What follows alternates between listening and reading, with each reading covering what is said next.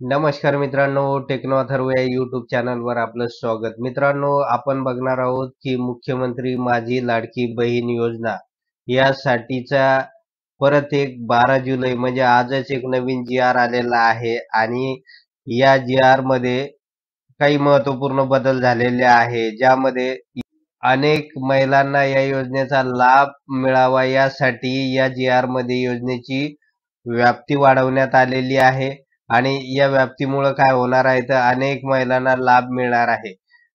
तर या योजनेमध्ये जे काही नवीन आणि महत्त्वाचे बदल झालेले आहे, तर नेमके ते बदल कोणकोणते आहे आणि त्याचा आपल्याला काय फायदा होईल, तर हे बघूया मित्रांनो आपण. बघा या ठिकाणी हा नवीन जी-आर आलेला आहे आणि हा जी-आर आहे 12 जुलै 2024 आणि यामध्ये म्हटलेलं आहे मुख्यमंत्री माझी लाडकी बहीण या योजनेच्या अंमलबजावणीमध्ये सुधारणेसह व्याप्ती वाढवण्याबाबत म्हणजे काही सुधारणा आहे तर त्या करण्यात आलेल्या आहे आणि या योजनेची व्याप्ती वाढवलेली आहे. तर या जी-आर मध्ये नेमक्या महत्वाच्या गोष्टी कोणकोणत्या आहेत ते बघूया आपण.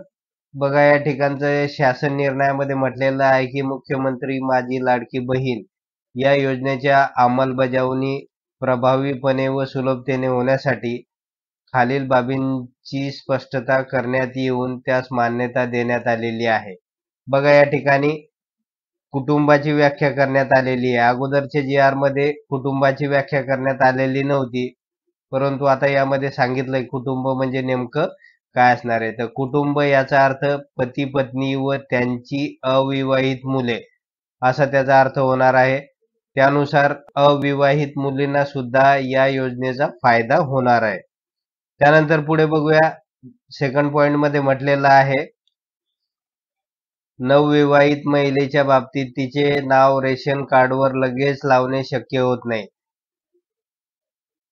एखादी नवविवाहित महिला असेल तर तिचे रेशन कार्डवर नाव लगेच लावता येत नाही. त्यामुळे विवाह नोंदणी प्रमाणपत्र असलेल्या अशा नवविवाहित महिलेच्या पतीचे रेशन कार्ड हे उत्पन्नाचा दाखला म्हणून ग्राह्य धरल्या जाणार आहे.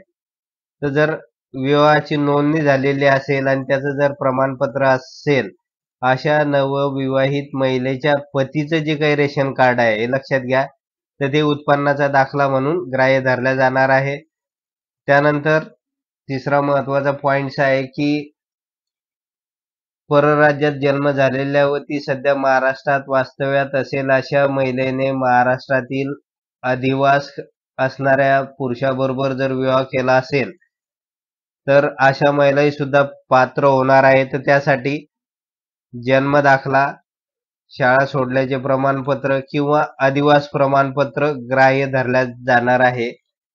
त्याचबरोबर या तीन पैकी जर नसेल तर याशिवाय महिलेच्या पतीचे 15 वर्षापूर्वीचे रेशन कार्ड किंवा 15 वर्षापूर्वीचे मतदान कार्ड देखील ग्राह्य धरल्या जाणार आहे. तर हे एक महत्वाचे बदल यामध्ये आहेत.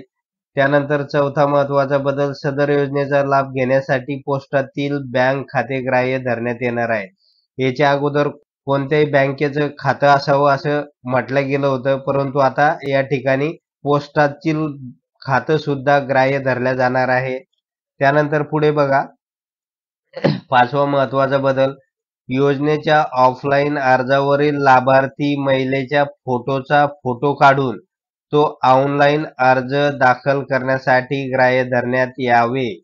या अगोदर काय होतं, आपल्याला स्वतः जाऊन आपला फोटो त्या ठिकाणी कॅप्चर करावा लागायचा, परंतु जर ऑफलाईन फॉर्म भरलेला असेल तर त्या ऑफलाईन वरील जो काही फोटो आपण पासपोर्ट साईजचा फोटो आपण चिपकवलेला असेल तर त्या फोटोचा फोटो काढून तो ऑनलाईन अर्ज दाखल जरी केला असेल तरी तो ग्राह्य धरण्यात येईल.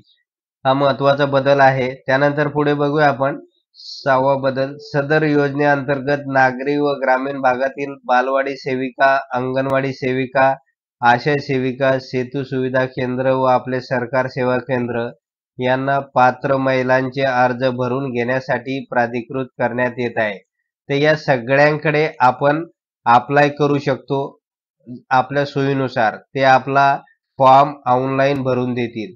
मित्रांनो, पुढचं जे काही 7वं पॉइंट्स आहे त्यामध्ये केंद्र राज्य शासनाच्या विविध योजनांमधील जे लाभार्थी मुख्यमंत्री माझी लाडकी बहीण या योजनेच्या अटी शर्तीनुसार पात्र ठरत असतील, त्यांचा डेटा माहिती व तंत्रज्ञान विभागाकडून प्राप्त झाल्यानंतर त्यांचे केवायसी व आधार ऑथेंटिकेशन यापूर्वीच झालेले असल्याने सदर लाभार्थ्यांना केवळ ऑफलाईन अर्ज भरून घेऊन मुख्यमंत्री माझी लाडकी बहीण या योजनेचा थेट लाभ देण्यात यावा. मात्र हे करीत असताना पात्र लाभार्थी महिलांकडून सदर योजनेचा अर्ज भरून घेण्यात यावा. ऑफलाईन अर्ज मात्र आपल्याला भरून द्यावा लागणार आहे. त्यानंतर पुढे बघूया आपण ग्रामस्तरीय समितीमार्फत अंतिम लाभार्थी महिलांच्या यादीचे प्रत्येक शनिवारी व आवश्यकतेनुसार गाव चावडीवर वाचन करण्यात यावे. तसेच सदर यादी ग्रामपंचायत व अंगणवाडी केंद्र असे प्रसिद्ध करण्यात यावी. सदर प्रसिद्ध करण्यात आलेल्या यादीवर काही हरकती प्राप्त झाल्यास त्याचे निराकरण करण्यात यावे. तसेच द्विरुक्ती टाळण्यात यावी. म्हणजे शनिवारी व आवश्यकतेनुसार इतर वेळेस गाव चावडीवर त्याचं वाचन करण्यात यावं त्या लिस्टचं. त्याचबरोबर सदर यादी ग्रामपंचायत व अंगणवाडी केंद्र या ठिकाणी प्रसिद्ध करण्यात यावी असं म्हटलेलं आहे. त्यानंतर पुढचा जो एक महत्वाचा बदल या ठिकाणी सांगण्यात आलेला आहे की तालुका म्हणजे आता हे शहरी भागासाठी आहे. तालुका व महानगरपालिकेच्या ठिकाणी वार्डस्तरीय समितीमार्फत पात्र लाभार्थ्याची निवड करून लाभार्थ्याची अंतिम यादी प्रसिद्ध करावी. जिल्हा समितीने तालुकास्तरीय समितीवर देखरेख व संनियंत्रण ठेवण्यात यावे.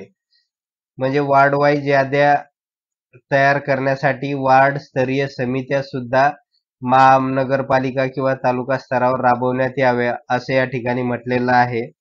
तर मित्रांनो, अशा प्रकारचे महत्वाचे बदल या GR मध्ये झालेले आहे. आणि या बदलानुसार आपण जर मुख्यमंत्री माझी लाडकी बहीण या योजनेसाठी लाभार्थी म्हणून ठरत असाल तर लगेच अप्लाय करा. कारण 31 ऑगस्ट पर्यंत या योजनेसाठीच अप्लाय करण्याची मुदत देण्यात आलेली आहे. त्याचबरोबर त्यांची वेबसाईट पण लगेच येणार आहे. तर त्या ठिकाणाहून सुद्धा आपल्याला अप्लाय करता येईल. त्याचबरोबर महत्वाचे डॉक्युमेंट जे सांगितलेले आहेत ते सुद्धा या ठिकाणी अप्लाय करा. तरच आपल्याला या योजनेचा फायदा घेता येईल. तर मित्रांनो, एवढंच होतं या GR मध्ये. जर आपणास हा व्हिडिओ आवडला असेल तर चॅनलला सबस्क्राईब करा, लाईक करा आणि शेअर करायला विसरू नका. धन्यवाद.